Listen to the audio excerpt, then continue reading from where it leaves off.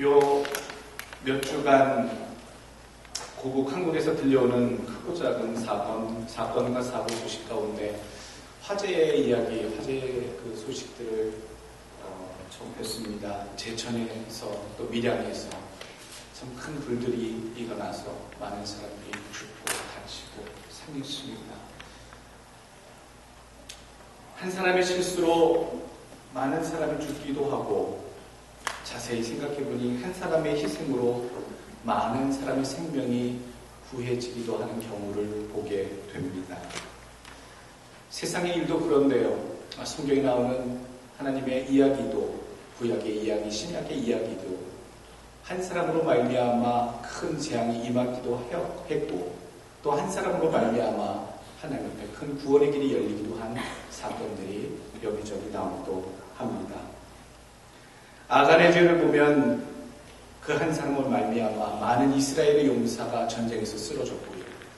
예수 그리스도를 생각하면 그 한 분의 매달리심으로 인해서 만인이 구원받는 길이 열리게 됨을 보고 생명 살리는 경우가 많이 있음을 알게 됩니다. 인생을 살아도 다른 사람들 해야 하는 것은 당연히 아니 되거니와 내가 인생을 한 번 살아도 많은 사람을 살리는 인생을 살다 가자. 어떤 모양이라도 좋으니 다른 사람들에게 큰 유익을 끼치고 생명을 구원하는 그러한 일을 하다 가자.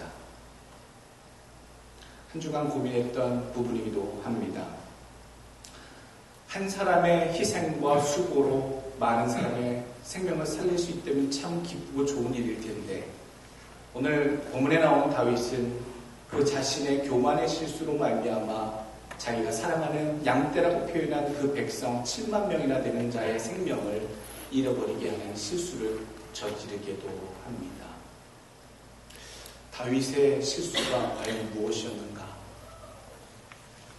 무엇이 이런 재앙을 불러왔는가? 우리가 알거니와 17절 말씀 보게 되면 다윗이 이러한 상황들을 보면서 매우 괴로워하는 모습을 바라보게 되지요. 주여, 이 양무리는 무엇을 행하였나이까? 청하건대 주의 손으로 나와 내 아버지의 침을 치소서 하니라. 다윗이 백성들을 향한 위하는 마음이 얼마나 많았는지, 그리고 자기로 말미암아 고난을 받는 분명한 하나님의 재앙이 백성에게 떨어진 것을 알고서 오늘 다윗은 오히려 나와 내 집의 재앙을 돌리소서라고 괴로워하고 있는 표현입니다. 과연 다윗의 교만으로 오늘 하나님의 징벌이 백성에게 임했는가? 라고 질문한다면 아마 거의 맞다라고 생각하실 겁니다. 많은 경우 이 다윗의 인구조사의 일로 말미암아 하나님께서 진노하시사 다윗의 교만을 치시고자 그의 백성에게 재앙을 내리셨다라고 하는 본문으로 우리는 이 사무엘하 24장의 이야기를 많이 들었습니다. 다윗이 했던 인구조사는 사실 하나님 앞에 큰 실수요 교만의 범죄였습니다. 인구조사라는 것, 특별히 오늘날에는 인구조사라는 것이 별 행정적인 절차요, 또 당연히 필요한 국가 통치행위의 과정으로 필요한 것일 수 있습니다만, 그 당시 고대 근동의 제국에 있어서, 나라에 있어서 군왕이 자기의 능력을 과시하는 행위로 자기의 백성들, 특별히 군사력을 동원할 수 있는 자의 수를 계수하는 일, 즉 그 인구를 파악하는 일은 매우 자의적이면서 매우 교만한 일로 하나님께 분명히 비춰졌습니다. 성경에는 그러함에도 불구하고 하나님께서 명령하실 때에 성경에 나오는 지도자들이 하나님의 뜻에 따라 인구를 계수했던, 조사했던 경우도 사실 나오긴 합니다. 모세와 아론 때의 출애굽기 30장에 보게 되면 성전에는 속전과 성막의 봉사를 맡기 위해서, 맡아서 섬기게 하기 위해서 이스라엘 백성의 수를 계수했다, 조사했다라고 얘기 나오기도 합니다. 또 모세 때 민수기 1장과 26장 두 곳에 보게 되면 모세 때의 가나안 정복을 위해서 군사력을 가늠하고자 하나님께서 인구조사를 명령하신 부분이 나오고요. 또 가나안 땅을 들어가기 직전에 그 땅을 분배하기 위해서 인구를 계수하는 그런 장면이 나오기도 합니다. 사무엘 하에 24장에 있는 것처럼 다윗이 오늘 교만함 가운데 인구조사를 행했던 이야기도 나오고, 뒤에 보게 되면 에스라서에 보게 되면 에스라 니에미야가 바벨론에서 귀국한 포로들, 이스라엘 백성, 유대인의 수를 파악하기 위해서 인구를 조사한 경우도 나옵니다. 신약에 들어가게 되면 가이사 아구스토가 저들에게 호적에 따라 세금을 부과하려고 다 인구조사를 했던 경우, 예수님이 그 사이에 태어나신 그 인구조사도 나오게 되지요. 결론적으로 하나님 앞에서 군왕들이 하는 그 당시 인구조사는 여러 가지 명목과 여러 가지 행정적인 국가 통치 과정으로 필요한 부분이긴 했으나 아주 상당히 많은 부분에 하나님 앞에서는 자기의 국력과 힘을 과시하려고 하는, 군왕의 능력을 과시하려고 하는 그러한 마음들이 하나님 앞에 분명히 있는 죄악된 행위였다라고 분명히 성경에는 보여주고 있습니다. 오늘 이 다윗이 행한 인구조사 때문에 무려 7만 명이 전염병이 돌아 죽습니다. 각 3일 만에, 사흘 동안에 전염병이 돌았는데 7만 명이 죽습니다. 너무나도 안타까운 생명이지요. 다윗과 지도자 한 사람의 잘못이었는데 7만 명이나 되는 백성이 무고하게 죽다니. 자세히 보게 되면 오늘 다윗의 하나님께서 다윗에 대한 이 징계, 진노가 어찌 보면 좀 부당한 것이 아닌가라는 생각을 하게 될 수도 있습니다. 본문에 나와 있지 않습니다만 오늘 17절 말씀에는 이 재앙이 내려지는 것을 보고 다윗은 매우 괴로워하고 있다는 말씀을 드렸고요. 오늘 24장 1절 말씀 보게 되면 여호와께서 다시 이스라엘을 향하여 진노하사 그들을 치시려고 다윗을 격동시키사 가서 이스라엘과 유다의 인구를 조사하라 하신지라. 오늘 사무엘하 24장 1절에 분명히 나와 있습니다. 하나님께서 다윗을 격동하셨다, 움직이셨다는 거예요. 그의 마음을 움직이게 하시사 그로 하여금 인구조사를 하게끔 하셨다라는 이야기. 그에 따라 다윗이 인구조사를 했었을 뿐인데, 그리고 그것을 말리려는 요압 장군 자기 참모의 만류에도 불구하고 이것이 분명 하나님의 뜻임을, 하나님께 옳은 응답이고 요구이심을 내세워서 그 의견을 묵살하고 많은 사람이 알고 있었던 하나님 앞에 교만한 죄였던 인구조사를 강행을 하지요.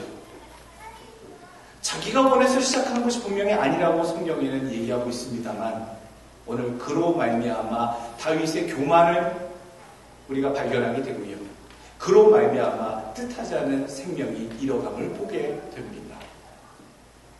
이렇게 생각하게 되면 몇 가지 의문이 들지요. 죄지은 자는 다윗인데 왜 백성이 죽어야 하는가? 하나님은 죄지은 그 당사자에게 벌하지 아니하시고 왜 양이라고 표현한 이 백성들에게 그 진노를 부어내십니까? 하나님이 백성들의 범죄를 징계하기 위해서 더 나아가서 다윗을 그러면 사용하신 것인가? 오늘 하나님의 진노, 1절에 보게 되면 하나님의 진노라는 표현이 분명히 나오는데 이 진노가 분명히 누구를 향해 있는지를 찾아내야 합니다. 다윗을 향해 있었는지, 결국 진노를 받아 죽을 수밖에 없었던 애초에 백성들을 향해 있었는지를 우리는 살펴봐야 하지요. 1절 말씀 보게 되면, 다시 보게 되면 나옵니다. 여호와께서 다시 이스라엘을 향하여 진노하사 라고 표현하고 있습니다. 이스라엘을 향해서 진노하셨기 때문에 다윗의 마음을 격동시키셨고 인구조사를 진행케 하셨다라는 1절의 내용입니다. 그 진노의 첫 번째가 다윗이 아니라 이스라엘 백성 전체였다는 것이죠. 왜 하나님은 이스라엘 백성들에게 진노하셨을까? 그 진노의 이유가 뭘까? 분명히 표면적으로는 다윗의 그 교만함을 징계하심으로 백성이 고통 중에 7만 명이 죽은 것으로 우리는 보여지는데, 분명히 1절 말씀에는 백성을 향해 하나님께서 진노하셨기에 다윗을 격동시켜 인구조사를 하게 하셨다라고 진행되는 것으로 보아 하나님은 분명히 다윗 이전에 백성들에게 향하신 분명한 진노의 이유가 있으셨다라는 단서를 우리는 발견하게 됩니다. 1절에 보게 되면 사실 그 단서가 많이 나옵니다. 키워드는 24절 1절에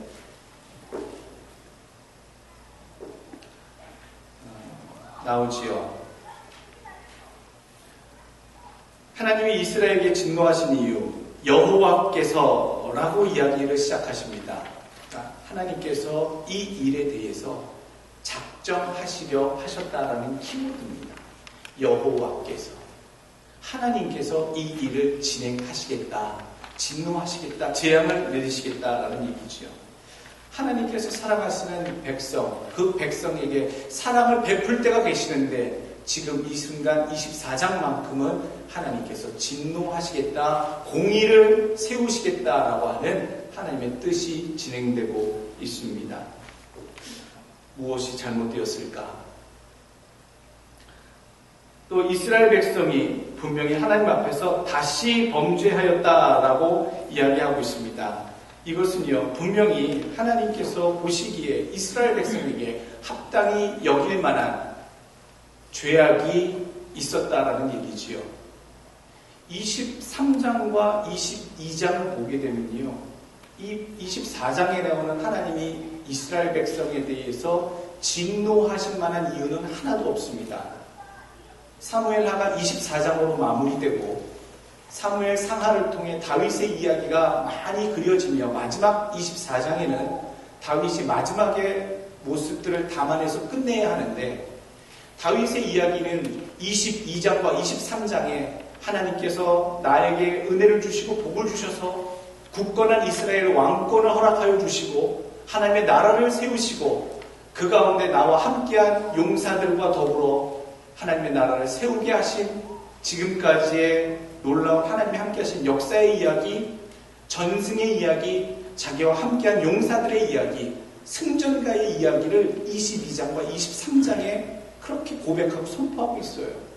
그런데 왜 해피엔딩으로 끝날 것 같은 마지막 24장에는 왜 끔찍한 일이 이렇게 결국 기록되어 있을까? 엄청난 반전으로 사무엘하가 끝나버립니다.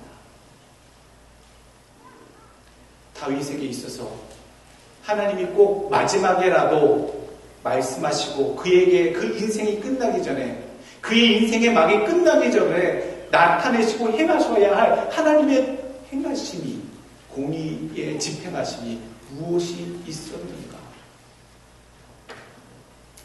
백성에게 진노하셨다라는 키워드, 22장과 23장에는 없다고 말씀드렸습니다. 그래서 그 앞을 살펴보면요, 하나님이 이스라엘 백성에게 진노하신 이유들이 나오기 시작합니다. 어쩌면 사무엘 상하, 사무엘서를 처음부터 끝까지 꿰뚫는 하나님이 이스라엘 백성에게 처음부터 끝까지 마지막 24장 막장까지 이스라엘 백성에게 분노할 수밖에 없으신, 진노할 수밖에 없으신 가장 근본적인 이유를 20장과 21장에서 찾아볼 수 있게 됩니다. 20장과 21장의 이야기는 그렇지요. 어떤 이야기가 나오느냐? 하나님을 경록히 한 이스라엘의 죄악이 분명하게 나타내는 것이 20장의 이야기입니다. 20장에는 무슨 이야기가 나오는 줄 아십니까? 다윗이 범죄함으로 말미암아 하나님께서 그 가문의 피가 끊이지 아니할 것이다, 칼이 떠나지 않을 것이다 라고 하나님의 저주가 임했지요. 하나님의 심판입니다. 그래서 닥쳤던 일이, 자기 아들, 사랑하는 아들 압살롬이 자기 아버지를 배신하고 반역을 했던 일이 나오지요. 그랬을 때에 이스라엘 민족, 이스라엘 백성들이 어떤 행동을 보였느냐? 그들이 압살롬을 따라갔습니다. 하나님이 분명히 기름 부어 세우신, 하나님의 뜻을 세워주신 왕이 살아있는데도 불구하고 이미 그 대세를 휘어잡은 그 아들 압살롬, 그리고 천륜을 저버린 그 왕자가 왕이 되었을 것 같은 그 순간에 많은 사람들이 그것이 뜻인가 보다 착각하며 저들의 감정이 이끌리는 대로 저들의 왕을 삼으며 압살롬을 따라갔다라는 얘기입니다. 하나님이 인정하시지 않는 압살롬이었어요. 압살롬의 반란이 진정이 되지요. 그리고 나서 다시 왕자로 돌아왔을 때 21장에 또 이런 비슷한 일이 일어납니다. 세바라고 하는 그런 불량배가 사람들을 모으고 다니면서 더 이상 힘없고 약하고 무능한 정권, 다윗 왕권을 우리는 쫓을 수 없으니 나를 따를 사람들은 나를 따르라 그러면서 21장에 보게 되면 세바라고 하는, 성경에는 분명히 불량배라고 21장 1절에 나옵니다. 불량배, 세바라고 하는 자가 많은 사람들을 거느리고 다윗에게로 떠나 나를 따르라 했을 때에 성경에 보게 되면 분명히 저들이 세바를 쫓아 갔다라고 오늘 성경에 얘기하고 있습니다. 참 하나님이 기뻐하시지 않는 모습이에요. 20장 1절 말씀 보게 되면, 죄송합니다. 20장 1절 말씀, 마침 거기에 불량배 하나가 있으니 그의 이름은 세바인데 베냐민 사람 비그리의 아들이었더라. 그가 나팔을 불며 이르되 우리는 다윗과 나는 분깃이 없으며 이새의 아들에게서 받은 유산이 우리에게 없도다. 이스라엘아 각각 장막으로 돌아가라 하며 이에 온 이스라엘 사람들이 다윗 따르기를 그치고 올라가서 비그리의 아들 세바를 따르나 유다 사람들은 그들의 왕과 합하여 요단에서 예루살렘까지 따르니라. 하나님의 권위로 세운 왕을 따르기보다는 자기가 따르고자 하는 자를 따르는 사람들. 하나님의 백성은 누구를 따라야 합니까? 이스라엘 백성의 왕이 되신 분은 누구십니까? 하나님이십니다. 하나님의 주권, 하나님의 다스리심. 그들이 그렇게 다스리심을 받고 사사시대를 통하여 그렇게 하나님의 인도하심을 따라 왔는데 어느 날 갑자기 외치지요. 우리에게 세상의 왕들처럼 우리에게 왕을 주옵소서. 사무엘의 아들들이 당신과 같지 아니하고, 그리고 사무엘 당신은 이제 노쇠하였으니 우리가 당신 따르기가 어렵습니다. 새로운 왕을 우리에게 허락하소서. 백성들의 요구에 사무엘은 매우 괴로워했습니다. 하나님께 기도했지요. 사무엘상 8장에 나오는 내용입니다. 하나님의 백성은 하나님의 인도하심을 따라 살아야 하는데 사무엘이 걱정했던 것, 근심했던 것은 왕을 세우게 되면 하나님의 직접 인도하심을 받던 선지자나 또는 사사를 통해 인도하심을 받던 이스라엘 백성들이 하나님을 의지하기보다는 눈에 보이는 왕의 왕권을 의지할까 걱정했던 사무엘은 마음에 늘 그 마음에 하나님께 대한 이 이스라엘 백성들의 행위가 걸리고 불편했었을 것입니다. 그런데 이 이스라엘 백성의 행위를 보십시오. 그들이 바라는 대로 하나님의 뜻에 순종하는 사울 왕과 또 하나님이 특별히 사랑하시는 다윗 왕까지 하나님의 권위로 기름 부어서 하나님을 잘 쫓아 하나님의 뜻을 주권을 이뤄갈 수 있는 왕들을 하나님의 권위로 세우셨는데 저들이요 자기의 마음에 맞는 대로 이끌리는 대로 대세의 흐름대로 저들이 왕을 쫓아다녔다. 심지어는 누구를 쫓아갔습니까? 불량배를 왕으로 쫓아가는 어리석은 백성의 모습을 보이고 있다. 하나님의 인도하심과 주권에 따라 그의 다스림을 받고 따라가야 할 백성들이요 하나님이 인정하시지 않고 하나님이 허락하시지 않는 반란자의 길을 쫓아서 갔고요. 참 세상에서도 인정하지 않는 그런 불량배를 지도자로 삼아 그에게 충성을 다하며 하나님의 백성이 고개를 조아리며 따라갔던 일에 대해서 하나님은 하나님의 백성이 타락했다고, 하나님의 백성이 세상의 왕들에게, 세상의 지도자에게 하나님이 인정하시지 않는 자에게 쫓아감으로 하나님을 저버렸다고 하나님은 여기고 그것을 큰 죄로 지적하고 계시다고 하는 사실입니다. 바로 이것이 가장 큰 죄악이었습니다. 21장에도 큰 죄악이 나오지요. 21장 1절에도 3년 동안 재앙 기근이 임합니다. 기근은 항상 하나님의 재앙으로 구약에 많이 표현되어 있지요. 그런데 그 이유가 21장 1절에는 기브온 사람을 죽였다라고 하나님 말씀하십니다. 그들의 피 때문이다. 사울 왕이 백성들에게 인기를 얻으려고 기브온 사람들을 밑도 끝도 없이 하나님의 뜻이 아님에도 불구하고 그게 하나님의 뜻이냐 사람들에게 인기에 편승해서 기브온 사람들을 학살해버립니다. 그랬기 때문에 하나님이 그 기브온 사람들의 피로 인하여 하나님이 징계하시려고 3년 동안의 기근을 내리셨지요. 그것이 21장의 내용입니다. 사울 왕은요, 그 왕권은요, 철저히 인본주의적인 왕권으로 치닫습니다. 가장 겸손했던 청년 사울 왕이 왕권에 이르자마자 점점 더 타락하여 가장 인본주의의 목표를 삼은 왕권으로 변질되어 버리지요.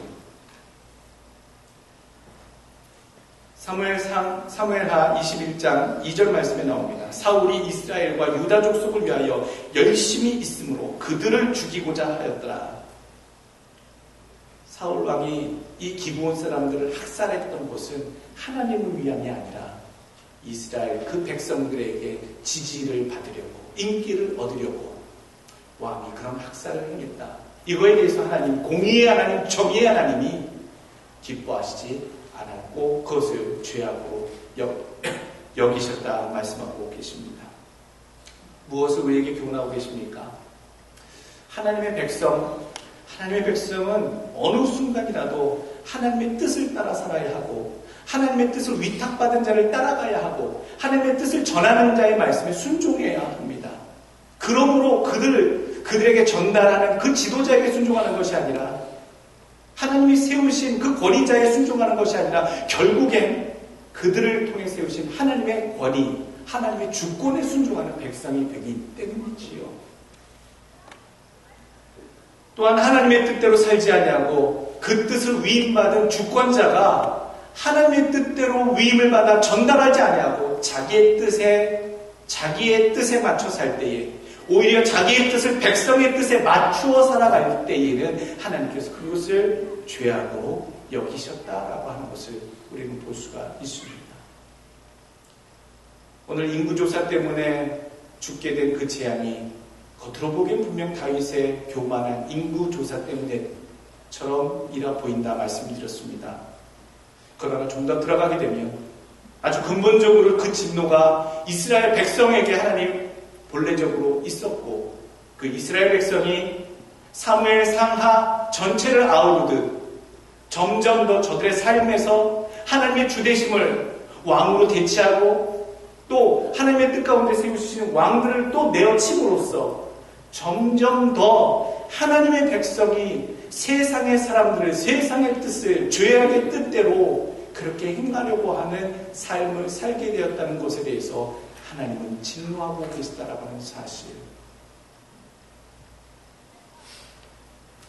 사무엘상 12장 7절의 말씀, 오늘은 밀베는 때가 아니냐 내가 여호와께 아뢰기니 여호와께서 우레와 비를 보내사 너희가 왕을 구한 일 곧 여호와의 목전에 범한 죄악이 큼을 너희로 밝히 알게 하시리라.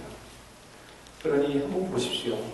이 사무엘상 상과 끝날 때까지 이 사무엘이 마음에 두고 있었던 이스라엘 백성들 가운데 큰 죄라 여기는 바로 그것이 저희가 하나님의 뜻대로 살려고 하지 아니하고 하나님 뜻에서 벗어나 왕을 구하며 자기 맘대로 살기 위해서 왕을 구하는, 그리고 그 왕도 하나님 뜻대로 살지 아니하고 백성들도 그 왕을 따라 살지 아니하는, 그리고 하나님의 뜻을 결국 저버리게 되는 끔찍한 상황에 대해서 늘 염려하고 고민하고 기도하고 있었음을 우리는 발견해야 합니다. 우리에게 주시는 교훈이 마지막으로 뭘까요? 오늘 분명 본문 가운데 다윗이 주는 교훈도 있습니다. 다윗이 주는 교훈 두 가지만 알기를 원합니다. 먼저 하나님이 미워하시는 교만은 항상 재앙을 부른다라는 이야기입니다. 하나님이 정말로 싫어하는 것 중에 하나가 교만입니다. 어떻게 해서 그 겸손했던 다윗이, 어떻게 해서 하나님의 사람 다윗이 교만에 그렇게 순식간에 빠질 수 있었는가? 그리고 어쩌보면 하나님께서 그를 꼬드겨서 강권적으로 범죄케 한 것이 아니겠느냐라고 하는 착각에 우리가 빠질 수 있다라고 말씀드렸는데, 오늘 분명히 아셔야 할 게 있습니다. 역대상 21장 1절 말씀 보시게 되면 오늘 사무엘하 24장에 있는 이 사건이 똑같이 역대상 21장 1절에도 기록되어 있습니다. 그런데 역대상 21장 1절에는 뭐라고 표현되어 있느냐? 사탄이 일어나 이스라엘을 대적하고 다윗을 충동하여 이스라엘을 계수하게 하니라. 무엇이 주동이지요? 하나님께서 무엇인가 뜻하고는 계시는데 그것을 실행에 옮긴 행동대장은 사탄입니다. 사탄이 다윗을 유혹했다. 무엇에 넘어간 겁니까? 사탄이 다윗이 가지고 있었던 가장 약한 점을 파고든 그 부분이 바로 무엇이었겠습니까?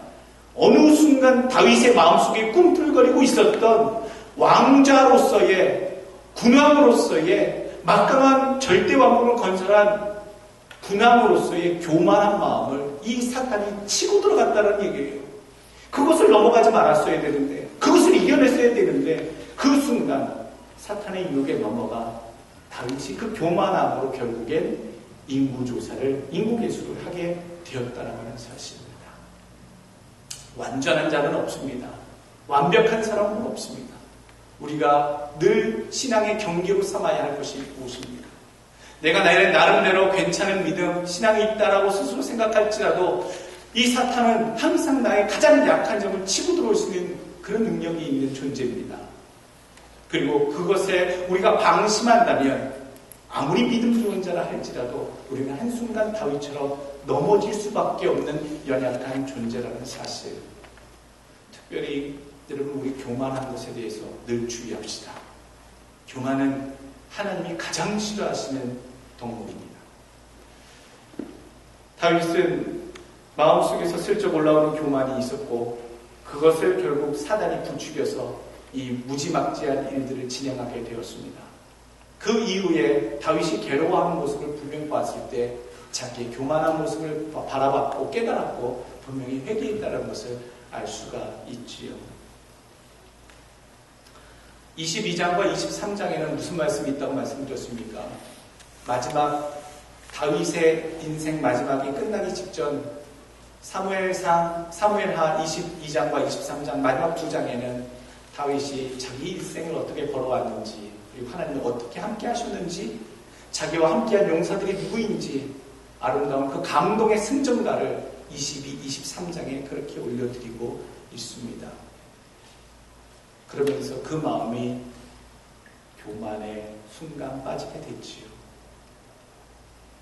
하나님이 함께 하셔서 내가 이것을 이루었는데, 이만한 견고한 이스라엘 왕국을 이루고 세웠는데 이것이 다 하나님의 은혜로 말미암았다라고 고백하면서 내 마음속에 하나님은 내 편이야 라고 생각하는 그 기쁨이 지나친 나머지 그 마음속에 교만함이 순간 도사리고 있었다라는 얘기입니다. 끝까지 하나님의 은혜로, 끝까지 하나님을 향한 그 감사의 간증으로 끝났어야 될 그 부분이 저 밑에 숨겨져 있는 교만으로 말미암아 22장과 23장의 아름다운 인생의 마지막 간증의 스토리가 24장의 그 교만함의 실수로 인한 재앙의 이야기로 사무엘 상하가 마무리되고 있다고 하는 사실. 우리 인생을 이제 마무리해야 할 때가 온 것 같습니다. 더 열심히 살아가야 될 인생도 있겠거니와 때로는 우리의 인생이 마무리되어야 할 그 순간, 내게 축복하시고 나와 함께 하셨던 하나님이 계셨다면 마지막 순간까지라도 우리가 교만에 빠지지 아니하도록 늘 깨어 계시길 간절히 원합니다. 그리고 다윗의 주시는 교훈 두 번째는요, 자기 신앙에 대한 자기 합리화를 주의해야 합니다. 하나님이 주권이 우선입니다. 좋은 뜻이 시작이 있어도, 좋은 뜻으로 시작이 했어도, 그것이 하나님을 위한 일이라고 생각이 되었어도, 여러분, 그것이 하나님이 결국 원하시지 않는 것, 명령하시지 않는 것이라면 그것은 잘못된 일이라는 것. 그것이 무서운 겁니다. 하나님이 원하시지 않습니다. 다윗은 이러한 것을 한번 경험을 했었지요. 자기가 얼마나 마음이 뜨거웠는지, 자기 세대에 이 왕국을 온전히 세웠고 자기가 왕궁에 돌아왔을 때에 하나님의 성막이 왕궁에 예루살렘에 있지 아니한 그것을 보고 마음 아파서 자기 손으로 하나님의 성전을 짓겠다고 하나님께 그렇게 소원하고 매달렸습니다만 하나님 말리셨습니다. 못하게 하셨지요. 분명히 좋은 의도고 좋은 감동이 동기고 하나님이 기뻐하실 만한 번듯한 온전한 예루살렘에 성전 건축하는 그 일을 하나님의 기뻐하실 만한 일인데도 다윗에게 굳고 말리시지요. 내 손에 피가 너무 많이 묻혔다, 흘렸다. 하나님은 거룩한 피를 묻히지 아니한, 원한이 묻지 아니한 그 손길로 그 다음 세대 솔로몬을 향해 하나님의 성전이 거룩히 지어가기를 원하셨던 뜻이 있으셨다. 우리 성경을 통해 알고 있습니다. 아무리 좋은 뜻이어도요, 또 합당한 상황이 되어도요, 여러분, 그것이 하나님과 함께하지 않으면 그것은 옳은 일이 될 수 없습니다. 세상은 합당한 합리화의 세상에 우리는 살고 있습니다. 합리화가 되지 않으면, 합리적이지 않으면 세상은 진리로 여겨지지 않지요.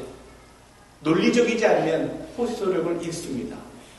밑도 끝도 없이 진행하자고 하면 사람들이 참으로 경없다라고 비난하기도 합니다. 세상은 논리적이고 합리적인 사람들과 그런 태도들을 선호하지요.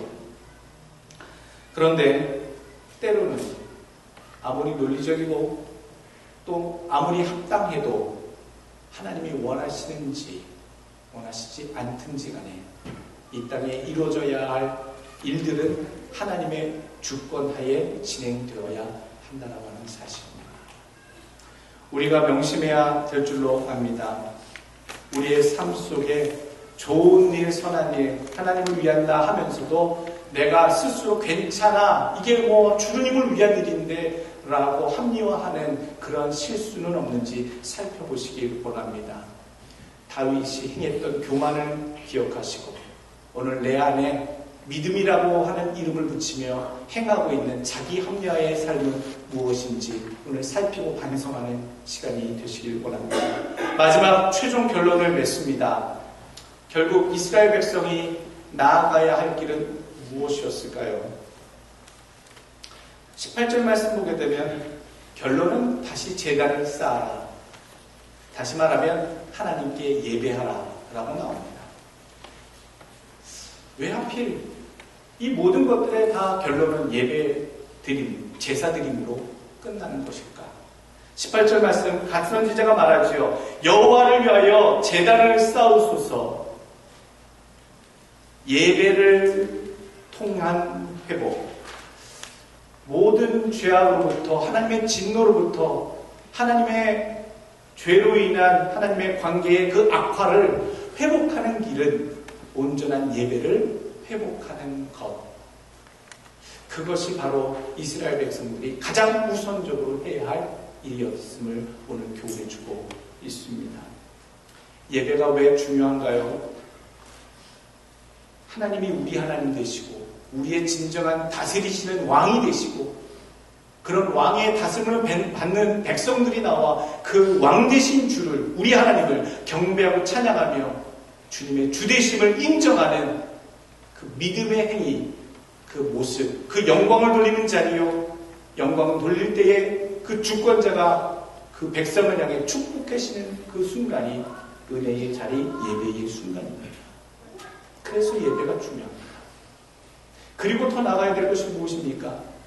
이스라엘 백성이 잊어버렸던 것, 즉 온전한 예배자로 산다는 것, 우리가 일상의 삶에서 예배자로 산다는 것은 우리의 삶 속에 늘 우리를 다스리시는 왕은 우리 하나님이시다.